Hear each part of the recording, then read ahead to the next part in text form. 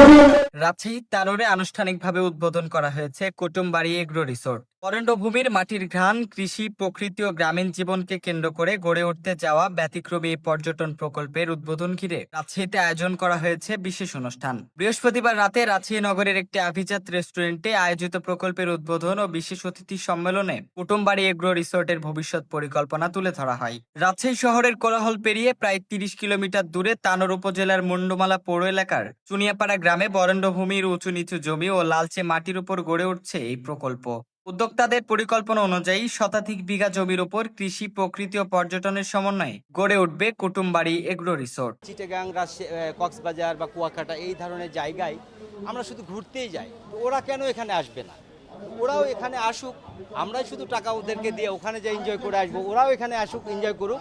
আর mainly যেটা target, যে আমাদের দেশের এলাকার জন্য কেউ ভাবে না, কর্মসংস্থান করার জন্য রাজশাহীর মানুষ আমরা কেউ ভাবি না। তা আমাদের বড় টার্গেট, বড় চাওয়া, আমার স্বপ্ন, আমার আমার যারা সহপাঠী আছে তাদের স্বপ্ন, যে আমরা রাজশাহী উত্তরাঞ্চল, বরেন্দ্র অঞ্চলের মানুষকে উপকৃত করব এবং এখানে একটা আকর্ষণীয় একটা পর্যটক কেন্দ্র বলেন, রিসোর্ট বলেন, এই ধরনের আমরা অ্যামিউজমেন্ট আমরা তৈরি করতে চাচ্ছি, অ্যাগ্রো রিসোর্ট, যেটাকে ওখান থেকে মাটির তৈরি, আমাদের আগের বাপদাদার অঞ্চলে ওই দিকে যখন মাটির তৈরি কিছু ঘর ছিল বা হারকেন নিয়ে আমরা পড়াশোনা করতাম, ওই ধরনের কিছু কটেজ আমাদের মাটির তৈরি থাকছে।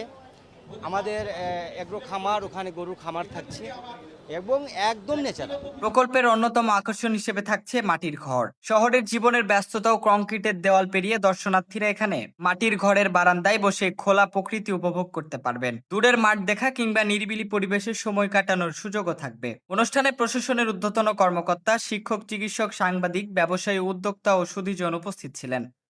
আশরাফুল অন্তর, রাজশাহী সমাচার।